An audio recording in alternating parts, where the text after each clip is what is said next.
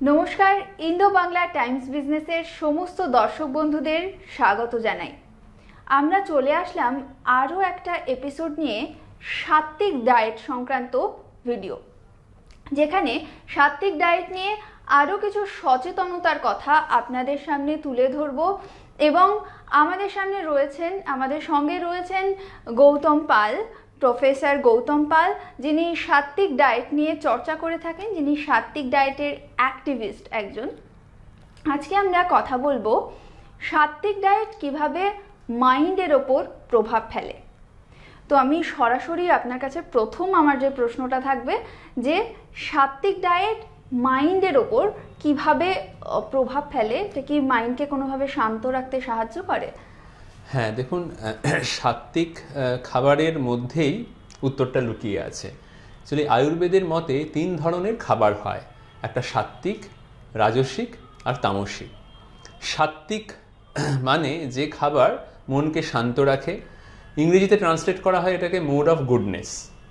রাজসিক খাবার যেটা মনকে অশান্ত করে, ইংরেজিতে বলা হয় মোড অফ প্যাশন। আর তামসিক খাবার যেটা মনকে ঝিমিয়ে দেয়, যেটাকে বলা হয় মোড অফ ইগনোরেন্স। তা আয়ুর্বেদের এই যে ক্লাসিফিকেশন, এতে সাত্ত্বিক খাবারের মধ্যে নিরামিষ খাবার, শাকসবজি, ফলমূল এসবই পড়ে। আর রাজসিক খাবারের মধ্যে পেঁয়াজ, রসুন, মশলা, তেল মশলা, অতিরিক্ত তেল মশলাযুক্ত খাবার এগুলো পড়ে। আর তামসিক খাবারের মধ্যে নেশাদ্রব্য, মদ, গাঁজা, এই ধরনের জিনিসপত্র, মাংস, মাছ, প্রাণীজ পদার্থ এগুলো পড়ে। আচ্ছা, তো চা কফি তো সাত্ত্বিক খাবারের মধ্যে নিশ্চয়ই পড়ে না, কিন্তু আমরা মনকে স্টিমুলেট করার জন্য, ঝিমিয়ে পড়েছি, স্টিমুলেটেড হওয়ার জন্য আমরা চা কফি খেয়ে থাকি। হ্যাঁ, তো চা কফি টেম্পোরারিলি আমাদের নার্ভকে স্টিমুলেট করে, তো সেই জন্য আমরা খেয়ে থাকি। কিন্তু চা আর কফি দুটোই কিন্তু নেশার জিনিস, যদিও নেশাটা মদ বা গাঁজার মতো নয়, তার থেকে কম। কিন্তু আমরা অনেককেই বলতে শুনি যে দিনে আমার 4 বার চা না খেলে হয় না, বা সকালে ঘুম থেকে উঠলে বেডটিটা না খেলে ঠিক দিনটা শুরু হয় না। তো চা কফি খেতে খেতে নেশার জায়গায় চলে যায়, সেটা একটা ব্যাপার রয়েছে। আর দ্বিতীয়ত, একটা এক্সপেরিমেন্ট হয়েছিল, আমি পড়েছিলাম যে ধরুন টাইপিস্ট, একটা গ্রুপ অফ টাইপিস্টদের মধ্যে এক্সপেরিমেন্টটা করা হয়েছিল যে একদল গ্রুপ যারা কফি খায় আর আরেক দল যারা কফি খায় না, ঠিক আছে? তো দেখা গেছে যারা কফি খাচ্ছে সেই টাইপিস্টরা অন্য গ্রুপের থেকে 10 গুণ বেশি শব্দ টাইপ করতে পারছে একটা নির্দিষ্ট সময়ে। তা এখানে তাদের এফিসিয়েন্সি বেড়ে গেল, কারণ নার্ভ স্টিমুলেটেড হয়ে গেছে, অ্যাক্টিভিটি বেড়ে গেছে, প্যাশন বেড়ে গেছে, খুব ভালো কথা। কিন্তু মজার ব্যাপার হলো, কি টাইপ করেছে সেটা যখন দেখা যাচ্ছে যে যারা কফি খেত নিয়মিত তারা যেমন 10 গুণ বেশি টাইপ করেছে, সেরকম তারা 10 গুণ বেশি ভুলও করেছে।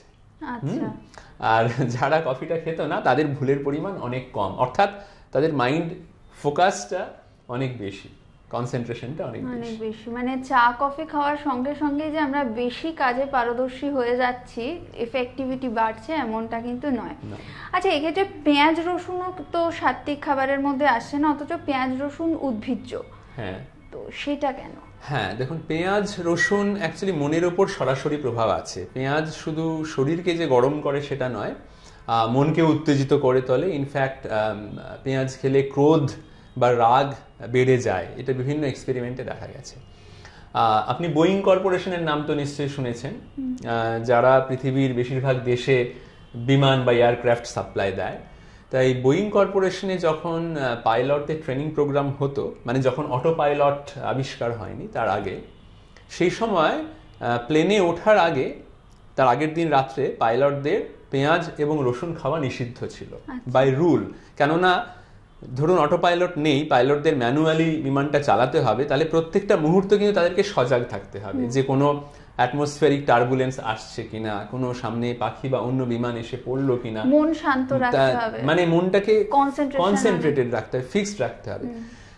ইনফ্যাক্ট আমি একটা আর্টিকেলে পড়েছি যে পেঁয়াজ এবং রসুনের মধ্যে অ্যাকচুয়ালি এই দুটো অ্যালিয়াম গ্রুপের গাছ। অ্যালিয়াম একটা টাইপের গাছ, সেখানে 5-6 রকমের উদ্ভিদ হয়, তো পেঁয়াজ আর রসুন সেই গোত্রে পড়ে। তো ওদের প্রপার্টি হচ্ছে ওদের মধ্যে ডাইমিথাইল সালফানল বলে এক ধরনের কেমিক্যাল থাকে, এবং এই কেমিক্যালটা অ্যাকচুয়ালি ব্রেন সিনক্রোনাইজেশনটাকে হ্যাম্পার করে। হ্যাঁ, সেই কারণে আমাদের কনসেন্ট্রেশন বা ফোকাসে অসুবিধা হয়, এবং তার জন্য আয়ুর্বেদেও মন ফোকাস যারা করতে চায় বা মন শান্ত রাখতে চায় পেঁয়াজ রসুন খেতে নিষিদ্ধ করা হয়েছে।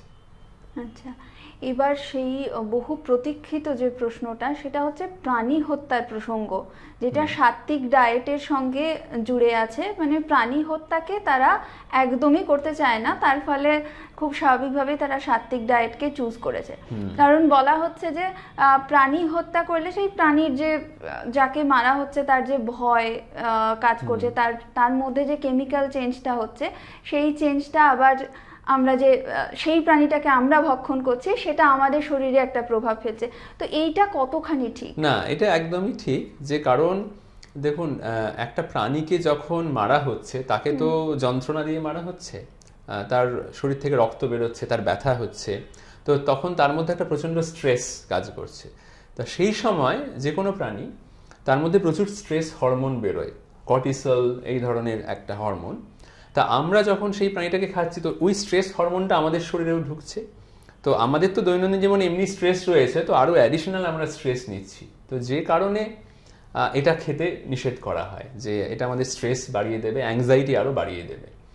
আর তাছাড়া মরালিটি বা এথিক্যাল ভিউ পয়েন্ট থেকেও প্রাণী হত্যাটা সমর্থন অনেকেই করে না। ধরুন পাইথাগোরাস, ফেমাস ম্যাথমেটিশিয়ান যার নামে পাইথাগোরাস থিওরেম, তো তার একটা বক্তব্যই রয়েছে যে মানুষ যতদিন প্রাণীকে হত্যা করতে থাকবে ততদিন মানুষ মানুষকেও হত্যা করতে থাকবে। অর্থাৎ এই যে হত্যা করার যে প্রবণতা, প্রাণী হত্যা করার প্রবণতা, সেটা মানুষকে হত্যা করার প্রবণতাতে ক্রমশ পরিণত হয়। অর্থাৎ মানে পাইথাগোরাস বলছেন, এবং এটা শুধু উনি নয়, লিওনার্দো দা ভিঞ্চিও একই কথা বলেছেন, অন্যান্য অনেক দার্শনিকও বলে গেছেন, যে মানুষে মানুষে যে হানাহানি, মারামারি, যুদ্ধ, এই যে ক্রাইম, এই ব্যাপারগুলো প্রাণী হত্যার সাথে কিন্তু রিলেটেড। একটা ইন্টারেস্টিং তথ্য আপনাকে দিই, সেটা হচ্ছে FBI এর কথা তো আপনারা শুনেছেন, federal bureau of investigation, US এর ইনভেস্টিগেটিং এজেন্সি। তো FBI একবার একটা সার্ভে করা হয়েছিল, এবং এটা পাবলিশড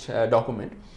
দেখা গেছে যে সমস্ত শহরে স্লটার হাউসের সংখ্যা অনেক বেশি, সেখানে মিট কনজাম্পশনও বেশি, সেখানে দেখা যাচ্ছে যে ক্রাইম রেকর্ডও অনেক বেশি। মানে খুব স্ট্রং কোরিলেশন দুটোর মধ্যে। যে স্লটার হাউস, এটা অনেক রকম ভাবে ভাবা যেতে পারে, যে ঠিক আছে স্লটার হাউস থেকে যে প্রাণীদের মারা হচ্ছে ওখানকার অধিবাসীরা খাচ্ছে, সেখান থেকে টেন্ডেন্সি তৈরি হচ্ছে, সেভাবে ভাবা যেতে পারে। বা একটা নেগেটিভ এনার্জি, যে প্রাণীদের মারা হচ্ছে, হত্যা করা হচ্ছে, একটা নেগেটিভ এনার্জি ছড়িয়ে পড়ছে চারদিকে, সেখান থেকে হচ্ছে, সেটাও ভাবা যেতে পারে। মানে প্রাণী হত্যা ইজ ইকুয়াল টু মানুষের হত্যা, এমনটা একটা কনক্লুশনে আসা হচ্ছে। আচ্ছা, তো যে চাইল্ড সাইকোলজির ওপরেও কি এটা প্রভাব ফেলছে? হ্যাঁ, চাইল্ড সাইকোলজি প্রাণী হত্যা ডেফিনেটলি প্রভাব ফেলছে। দেখুন, বাচ্চাদের আমরা ছোটবেলা থেকে কি শেখাই, যে প্রাণীদের সাথে বন্ধুত্ব করো, তাই তো, অ্যানিম্যালস আর ফ্রেন্ডস। তো সেখানে দেখবেন বাচ্চাদের কার্টুন, হ্যাঁ, সেটা মিকি মাউসই বলুন, বা কার্টুন নিয়ে যে মুভিগুলো আছে, ফাইন্ডিং নিমো, একটা ছোট্ট মাছকে বাঁচানোর জন্য যে প্রচেষ্টা, বা শার্ক টেল, তো এই ধরনের যে কোনো কার্টুনই আপনি দেখুন না কেন, কুংফু পান্ডা, তো সেই জায়গায় দেখানো হচ্ছে যে প্রাণীরা খুব ভালো, প্রাণীদের টেক কেয়ার করা উচিত, প্রাণীরা খুব বন্ধু। তো বাচ্চারা একদিকে সেটা দেখছে, বাচ্চা যখন ধরুন লেকের ধারে বেড়াতে যাচ্ছে, সেখানে সে হাঁসের পিছনে দৌড়াচ্ছে, খেলা করছে। বাড়িতে যদি একটা কুকুর বা বেড়াল পোষা থাকে, তার সাথে বাচ্চা খেলা করছে সারাদিন ধরে। তো সেই বাচ্চাকেই যখন একটা চিকেন খাওয়ানো হচ্ছে বা একটা মাটন খাওয়ানো হচ্ছে, বা সে যখন দেখছে যে প্রাণীগুলোকে হত্যা করা আছে, তখন কিন্তু তার মনের মধ্যে একটা কনফিউশন তৈরি হচ্ছে। সেটা হয়তো সবসময় সে বলতে পারছে না, আর সবসময় তার কনসিয়াস মাইন্ডে ওটা থাকছে না, কিন্তু তার সাবকনসিয়াস মাইন্ডে কিন্তু এই কনফ্লিক্টটা তৈরি হচ্ছে। হ্যাঁ, তো সেটা খুবই সমস্যার জিনিস। আর তাছাড়া দেখুন, মানে আইনের দৃষ্টিতেও কিন্তু এটা বলা রয়েছে যে খোলা জায়গায় কোনো প্রাণী হত্যা করা যাবে না। এটা দৃশ্য দূষণ ঘটায়, ভিজুয়াল পলিউশন। এবং দৃশ্য দূষণ শুধুমাত্র বড়দের জন্য না, বাচ্চাদের সাইকোলজিতেও এটা খুব হ্যাম্পার করে। যার জন্য ক্যালকাটা হাইকোর্টের নোটিফিকেশন আছে যে কলকাতার কোথাও খোলা মাছ মাংস কিন্তু বিক্রি করা যাবে না, যদিও সেটা অনেকে মেনে চলেন না। মানে এটা তো দুর্ভাগ্যক্রমে কোথাওই মেনে চলা হয় না, না, ওয়েস্ট তো বেঙ্গলের unfortunately বাইরে কোথাওই। এক্স্যাক্টলি, তো এটাই কারণ, মানে বাচ্চাদের মনের উপর কিন্তু এটা একটা বিরূপ প্রভাব রয়েছে। আচ্ছা আচ্ছা, আরেকটা প্রশ্ন আসছে যে আনফার্টিলাইজড এগ এটা যদি কেউ খায় তো সেক্ষেত্রে কি প্রাণী হত্যা করা হচ্ছে? হ্যাঁ, আচ্ছা, এটা নিয়ে একটা বিতর্ক আছে। ডিমটাকে প্রথমত সাত্ত্বিক ধরা হয় না, তার অনেকগুলো কারণ আছে যে এটা শরীর আর মনের জন্য ভালো নয়। প্রথম কথা হচ্ছে ডিমের কুসুমের মধ্যে বেশিরভাগটাই হচ্ছে কোলেস্টেরল। ডাক্তারবাবুরাও বলছেন যে ডিম যদি খেতে হয় কুসুমটা খাবেন না, শুধু সাদা অংশটা খান, অর্থাৎ অ্যালবুমিন, যেটা প্রোটিন। কিন্তু তাতে প্রোটিনের পরিমাণ খুবই কম, মানে সেই তুলনায় উদ্ভিজ্জ পদার্থ খেলে, ডাল খেলে অনেক বেশি প্রোটিন পাওয়া যায়। সেটা এক নম্বর কারণ। দ্বিতীয় কারণ হচ্ছে ডিম খুব অ্যালার্জেটিক। অনেক মানুষের জন্যই কিন্তু ডিম একটা প্রচণ্ড অ্যালার্জির কারণ, সেটা দ্বিতীয় কারণ ডিম না খাওয়ার। আর তৃতীয় কারণ হচ্ছে যে আমরা দেখুন বিদেশে মার্কিং করা থাকে ফার্টিলাইজড এগ, আনফার্টিলাইজড এগ, যদিও সেখানে আনফার্টিলাইজড এগের মধ্যে ফার্টিলাইজড এগ থাকার সম্ভাবনা থেকে যায়, আমাদের দেশে সেই মার্কিংটা করা থাকে না। তো সেই জন্য আমরা যে ডিমটা খাচ্ছি সেটা ফার্টিলাইজড না আনফার্টিলাইজড সেটা জানার উপায় নেই। তো আমাকে আরেকজন সাত্ত্বিক ডায়েট অ্যাক্টিভিস্ট খুব সুন্দর কথা বলেছিলেন, আমার এখনো মনে আছে। উনি বলেছিলেন যে ফার্টিলাইজড না আনফার্টিলাইজড এত তো ভাবনায় যাওয়ার দরকার নেই। So either it is an abortion or it is menstrual West, মানে যদি ফার্টিলাইজড হয় বা আনফার্টিলাইজড হয়, দুটোর মধ্যে একটা। So either way it is not very clean thing to eat, এটা খুব একটা মানে ভালো জিনিস নয় খাওয়ার জন্য। ইটস নট আ হেলদি জিনিস, ইটস নট আ ক্লিন জিনিস। উদ্ভিদেরও তো প্রাণ রয়েছে, আর সাত্ত্বিক ডায়েটের বেশিরভাগটাই উদ্ভিজ্জ খাবার, তো সেখানে আপনার কি মতামত? হ্যাঁ, আমি ভাবছিলাম যে এই প্রশ্নটা আসবে। আসলে এটা অনেকেই করেন যে মানে উদ্ভিদ হত্যা এদিকে প্রাণী হত্যা, উদ্ভিদ হত্যা প্রাণী হত্যা একই ব্যাপার, তাহলে কেন গাছকে মারবো, তাই তো? তা এটার পেছনে অনেকগুলো যুক্তি আছে, ঠিক আছে। তো প্রথম যুক্তি হলো যে আপনি ভেবে দেখবেন যে একটা প্রাণীকে যখন হত্যা করা হয় তখন কিন্তু প্রাণীটাকে একেবারে মেরে ফেলা হয়, তাই তো? এমন নয় যে আমি প্রাণীর একটা ঠ্যাং খেয়ে নিলাম বা একটা অংশ খেয়ে নিলাম। কিন্তু উদ্ভিদের মধ্যে কিন্তু বেশিরভাগ উদ্ভিদ, আমি বলছি, তার কিন্তু ফল বা পাতা নেওয়া হয়। যখন আমরা শাক নিচ্ছি, গাছটাকে কিন্তু মারতে হয় না, তার পাতাগুলোকে নিচ্ছি। যখন আমরা লাউ, কুমড়ো, পটল, ঝিঙে এগুলো খাচ্ছি তখন কিন্তু ফলটা নিচ্ছি, গাছটা কিন্তু বেঁচে থাকছে, তাই তো? এটা হচ্ছে একটা কারণ।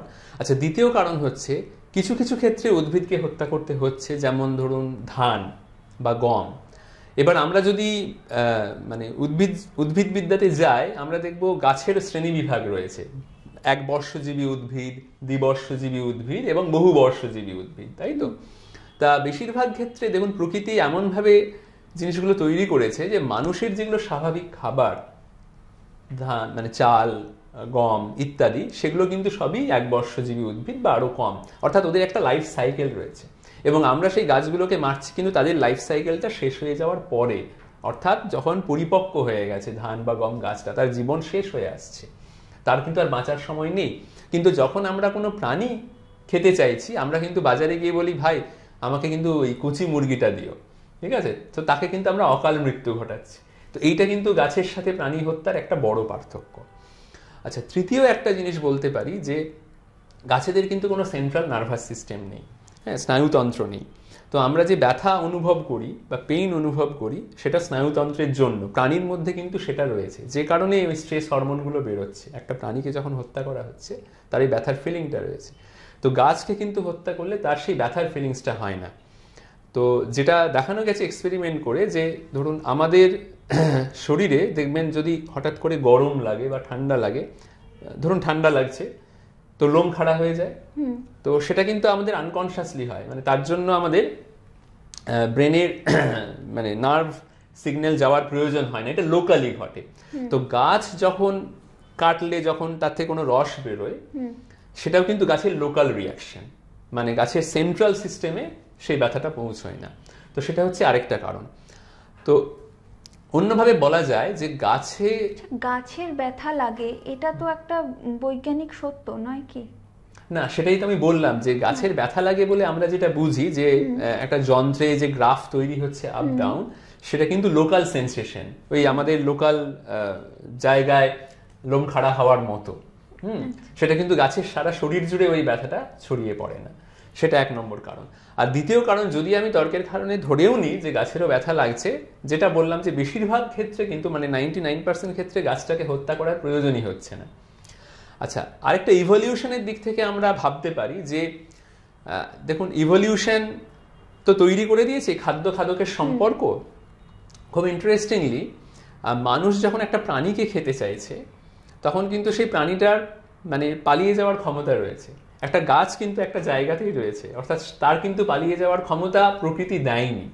অর্থাৎ গাছ, মানুষ এবং অন্যান্য প্রাণীদের খাবারের জন্য প্রকৃতি বানিয়েছে। এটাও কিন্তু অনেকে বলে থাকেন যারা এই প্রাণী বা উদ্ভিদ এই শ্রেণী বিভাগ নিয়ে আলোচনা করেন এবং ইভলিউশন নিয়ে আলোচনা করেন।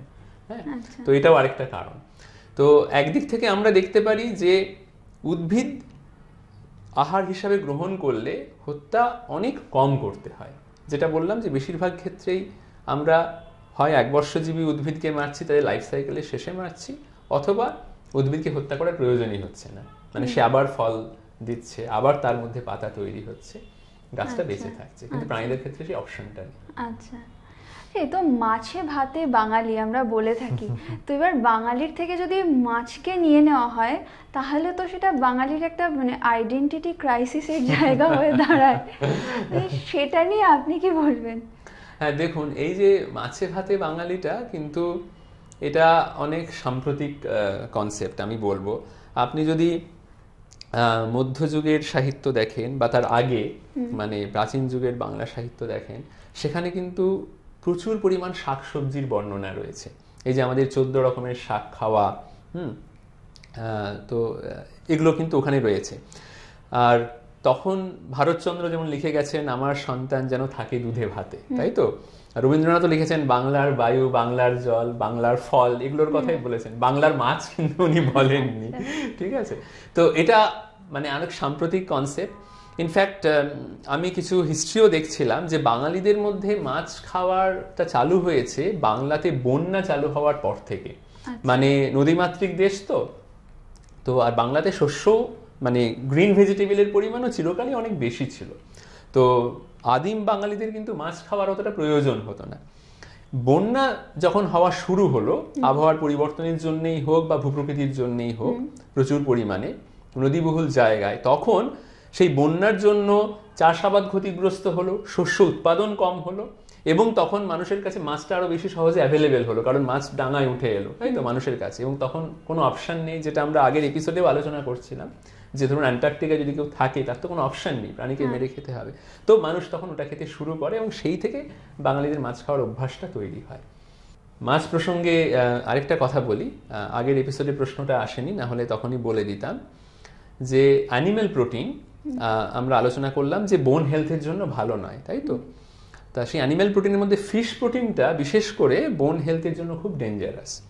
তো যে জন্যে আমরা দেখি যে বাঙালিদের মধ্যে যেহেতু মাছ খাওয়ার প্রবণতা এত বেশি, যাই জন্য বাঙালিদের মধ্যে বাত বা অস্টিওপোরোসিস এই রোগগুলোও কিন্তু অনেক বেশি, আমরা যদি দেশের হেলথ স্ট্যাটিস্টিক্স দেখি। তো এটার কারণ যে ফিশ প্রোটিন অস্টিওপোরোসিস বা হাড়ের ক্ষয়ের কিন্তু একটা অন্যতম কারণ। আর মনের ওপর এর সূক্ষ্ম প্রভাব থাকে। আমরা আধ্যাত্মিক মনোভাবের ওপর বা আধ্যাত্মিকতার ওপর যখন খাবারের প্রভাব নিয়ে আলোচনা করব তখনও দেখব। কিন্তু এই প্রসঙ্গে বলে রাখি, যেহেতু মনের কথা এলো, আপনি জানেন যে অনুকূল ঠাকুর নিজে একজন MBBS ডাক্তার ছিলেন প্রথম জীবনে। তো উনি সেই মেডিকেল পয়েন্ট অফ ভিউ থেকে বলেছেন যে উনি নিজে এক্সপেরিমেন্ট করে দেখেছেন যে 1 পিস মাছ উনি যদি খান তাহলে তার প্রভাব ওনার মনের ওপর 14 দিন থাকে। অর্থাৎ মনের ফোকাস, মনের কনসেন্ট্রেশন, মন শান্ত বা অশান্ত থাকে, এই ব্যাপারগুলো 14 দিন অবধি স্থায়ী থাকে। অশান্ত অনেক বেশি থাকে। তো তাই মাছে ভাতে বাঙালির থেকে আমি বলবো শাকে ভাতে বাঙালিতে আবার ফিরে যাওয়াটা প্রয়োজন। অনেক বেশি স্বাস্থ্যকর, অনেক বেশি স্বাস্থ্যকর মনের জন্য, শরীরের জন্য, দুদিক থেকে। তো মানে মাছে ভাতে বাঙালি, তাহলে আপনি বলছেন যে সাত্ত্বিক ডায়েট দিয়ে সে ইজিলি শাকে ভাতে বাঙালি কেন নয়, দুধে ভাতে বাঙালি কেন নয়? হ্যাঁ, দুধ বললেন বলে আরেকটা আমার প্রসঙ্গ মনে পড়লো যে ভিগানিজমে বলা হয় যে দুধ নেওয়া হচ্ছে যাদের শরীর থেকে, গরু, তাদের উপরও টর্চার করা হচ্ছে, সেটাকেও একটা কিন্তু এথিক্যাল গ্রাউন্ডের জায়গা থেকে দেখা হয় ভিগানিজমে। তো সাত্ত্বিক ডায়েটে সেরকম নেই। না, হ্যাঁ, এই প্রসঙ্গে বলি যে দেখুন, ইন্ডাস্ট্রিতে যেভাবে গরুর থেকে দুধ এক্সট্রাক্ট করা হয়, তাদেরকে ইনজেকশন দিয়ে বা তাদের যে ক্ষমতা তার থেকে বেশি সংগ্রহ করে, সেটা সমর্থনযোগ্য কোনোভাবেই নয়। ইনফ্যাক্ট যদি আপনি বলেন সাত্ত্বিক বিচারে, সেটা তো সৎ উপায় নয়, তো ফলে সেটা কোনোভাবেই সাত্ত্বিক নয় বাই ডেফিনেশন। সেই দুধটা সাত্ত্বিক দুধ বলতে আমরা যেটা বুঝি সেটা হচ্ছে গৃহপালিত গরু আপনার যেটা বাড়িতে রয়েছে, সে তার সন্তানকে দুধ উপযুক্ত পর্যাপ্ত পরিমাণ দেওয়ার পরে তার যে অতিরিক্ত দুধটা রয়েছে সেটা, যে কারণে গরুকে বলা হতো দ্বিতীয় মা, তাই তো, মানে cow is our second mother. তো গ্রাম বাংলায় বা মানে ভারতীয় সনাতন সভ্যতায় গরু আমাদের মানে মানুষদের সাথেই একসাথে বাস করতো গৃহপালিত জন্তু হিসাবে, এবং সেখানে বাড়িতেই দুধ দেওয়ার মানে প্রচলন ছিল, এবং সেই দুধটা সাত্ত্বিকই ছিল। তো এখন এই অ্যাওয়ারনেসটা মানুষের মধ্যে বেড়েছে, এবং এই যে ইন্ডাস্ট্রিয়ালাইজেশন অফ মিল্ক এবং তার জন্য গরুদের উপর যে অত্যাচার, সেটা আমি একদমই সমর্থন করছি না, এবং সেই দিক দিয়ে ভেগানরা সত্যিই ধন্যবাদার্হ এবং সেটা বর্জন করা উচিত। এবং এই কথাটা মাথায় রেখে যারা সাত্ত্বিক ডায়েট অ্যাক্টিভিস্ট, তারা সাত্ত্বিক মিল্ক এই নিয়ে কিন্তু অনেক কাজকর্ম করছে, অনেক সাত্ত্বিক মিল্ক ফার্ম তৈরি হয়েছে, কলকাতাতেও অ্যাভেলেবেল আছে। ইনফ্যাক্ট আমার বাড়ির দুধ সেখান থেকে আসে, যেখানে স্বাভাবিকভাবে গরু যে দুধটা দেয় সেটাই গ্রহণ করা হয়। হ্যাঁ, সেই জন্য তাদের উৎপাদনও কিন্তু চেঞ্জ হয়, যে ঠিক আছে আজকে দুধ দিতে পারছি না, আজকে কম তৈরি হয়েছে বা কালকে বেশি তৈরি হয়েছে, খুব নির্দিষ্ট জায়গায়। এবং সেখানে যে গরুদের মানে পরিচর্যার মধ্যে রাখা হয়েছে, তাদের উপযুক্ত খাবার দেওয়া হচ্ছে, তাদের কিভাবে ট্রিট করা হচ্ছে, সেটা গিয়ে দেখেও আসতে পারে মানুষ, এবং দেখে সেটা গ্রহণ করতে পারে। তো সেই কমিউনিটিও তৈরি হচ্ছে ধীরে ধীরে। তো মানে মাছে ভাতে বাঙালির মতনই বাঙালির শেষ পাতে মিষ্টি দরকার হয়, মধুর রেণু সমাপয়েত। তো সেখানে সেটা কি সাত্ত্বিক ডায়েটের মধ্যে আসে? হ্যাঁ, দেখুন, বাঙালিদের ক্ষেত্রে আমি যেটা বলবো যে গুড়ের যে মিষ্টি, গুড়ের পায়েস বা নলেন গুড়ের সন্দেশ, এগুলো সত্যিই সাত্ত্বিক। কিন্তু রিফাইন্ড সুগার যেটা এখন বর্তমানে, সেটা এত কেমিক্যাল দিয়ে প্রসেসড হয়, ওই কেমিক্যালগুলোর জন্য চিনিটা, বর্তমান বাজারে যে চিনিটা পাওয়া যাচ্ছে সেটা সাত্ত্বিক নয়। তো মিষ্টি তৈরি করতে চিনিটা লাগে, তো সেই কারণে যেহেতু ওই কেমিক্যালি প্রসেসড চিনিটা সাত্ত্বিক নয়, সেই জন্য সেই চিনি দিয়ে তৈরি মিষ্টিটাও যত কম খাওয়া যায় তত ভালো শরীরের জন্য এবং মনের জন্য। চিনি যেহেতু মানুষের জন্য অ্যাডিকটিভও অনেক বেশি, যে আমরা মন নিয়ে আলোচনা করছিলাম যে চিনি খুবই অ্যাডিকটিভ একটা জিনিস, একদম। যেহেতু চিনি হ্যাপি হরমোন আমাদের মধ্যে ক্ষরণ করে, চকলেটস যেরকম। হ্যাঁ, তো সেটা আমার মনে হয় আপনি বলছেন বর্জন করা যায় যতটাই ভালো, বা যতটা লিমিটের মধ্যে রাখা যায়। গুড়ের ক্ষেত্রে কি? গুড়ের ক্ষেত্রে যেহেতু এটা কেমিক্যালি প্রসেসড হয় না, আপনি জানেন যে গুড় খেজুর গাছ থেকে বা আখ থেকে গুড়টাকে সংগ্রহ করে তারপর সেটাকে গরম করে ইভাপোরেট করে সেটাকে বানানো হয়, তাই তো? সেটা খুব প্রাকৃতিক উপায়ে বানানো, কেমিক্যাল তাতে নেই। হ্যাঁ, কেমিক্যাল তাতে বা শরীরের উপরও অতখানি প্রভাবটা নেই। অসংখ্য ধন্যবাদ আপনাকে আমাদেরকে এতক্ষণ সময় দেওয়ার জন্য। আমাদের এই আলোচনা কিন্তু আবার চলবে, আরও পরবর্তী বেশ কিছু এপিসোডে আমরা নিয়ে আসব সাত্ত্বিক ডায়েট আর আধ্যাত্মিকতা, এবং সাত্ত্বিক ডায়েট পরিবেশের ওপর কী প্রভাব ফেলতে পারে। আপনারা আমাদের সঙ্গে থাকুন, দেখতে থাকুন ইন্দো বাংলা টাইমস বিজনেস।